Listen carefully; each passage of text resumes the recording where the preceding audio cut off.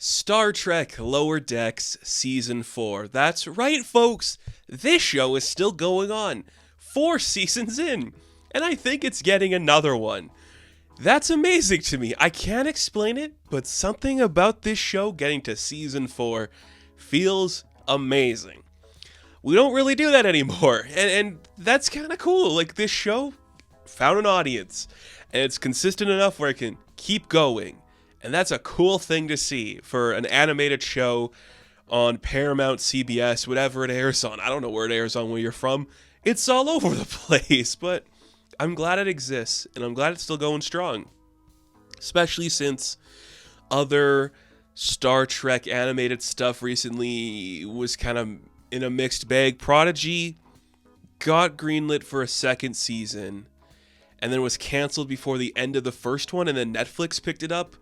So, I guess it's kind of cool that Lower Decks can still go on.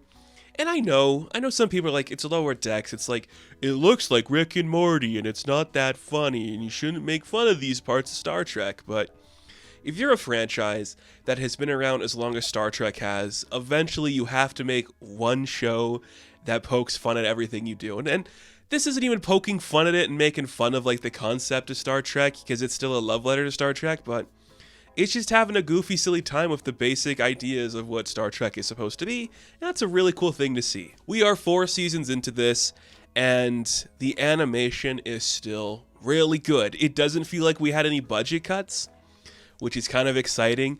It still has some wicked action. It's very fluid. It moves so well. The characters all look on model. Everything looks as good as it did the first season, and that's impressive. So I think the content that is produced into this show and the amount of money they're getting from it, it's been consistent, so that's really exciting. And it just remains to be like a breath of fresh air. It's one of those shows that you just can sit down, get into, get out. It's breezy, it's fun, and maintains this entire narrative throughout the whole thing. There's kind of a more like episodic adventure this time around, where we are seeing teases of like this bigger story that's going to lead to the final 2 episodes. It handles it well. It's not like this, oh, we're going to do a huge overarching narrative that's going to overshadow like the little moments that we've come to like. It's just, here's a little bit to remind you, we do have something in store coming down the line. And that's impressive. Like a show that can balance that, it's always worked well. And it continues to be a source of joy. I think the show is still really fun. The voice actors still do a really good job. It's incredible to see that. We just had the crossover where Jack Quaid and Tawny Newsome went to do Strange New Worlds, and that was really cool. Like, they clearly know how to embody these characters both physically and just audibly, because the crossover between the two felt very authentic, like they were those characters. It's just exciting to see that. Like, this is a big budget animated show that is just having fun, and that's a really cool thing to see. Like, it hasn't slowed down.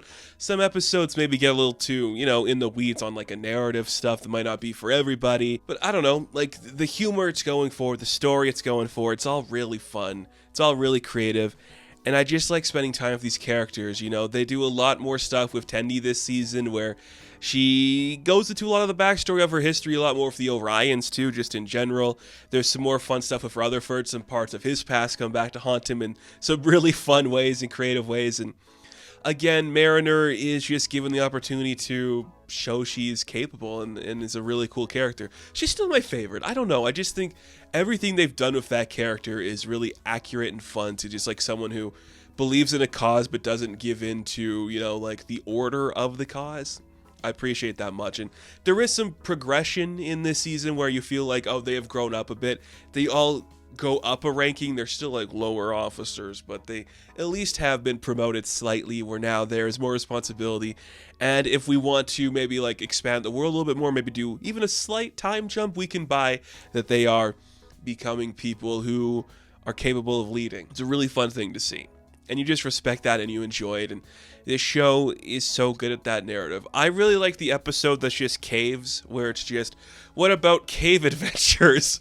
That's really funny, because it's just a commentary of like, we did a lot of caves back in the day, didn't we? Because caves are easy to make and they're easy to paint, and it's just a really simple way to get a story out there. I like that a lot. Every joke with Mark Twain, That's really funny. I'm sorry. It's good stuff and I like it. It's a really smart show. It's so simple and it's just great to have it just exist again back in our worlds. The jokes still land. Everything still looks great. We do have T'Lyn kind of taking a more center stage here. She's kind of a new member of our crew, of Vulcan, who's kind of working with Tendi and all that stuff. And she's great. She actually gets an episode dedicated to her emotional cortex, which is kind of a cool thing to see.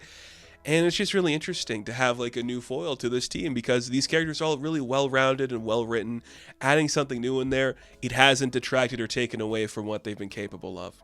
And that's a really unique situation to be in. So I really dig that. I know it's not for everybody. Some people might want just classic Trek. But if you're willing to poke fun at it, and you should, it's Star Trek. We're here to have a good time, to laugh it off, have a great experience. This is the type of show we need. And this is the type of show you could only make today. And the fact that we're 4 seasons in and I'm still enjoying what's happening and I'm still blown away by the animation, that's a good sign. This has legs to go on for a while longer, and I hope it does because there's so much to explore within this universe and this particular universe. Now that we can even cross over, who knows what could happen? More stuff could happen. So I'm saying, it's exciting.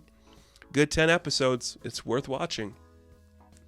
So, Star Trek Lower Decks Season number 4. I'm going to give an 8 out of 10. Now, thank you all for watching this review. Be sure to like and subscribe to the channel. As always, you can check me out on Instagram, TikTok, and Twitter.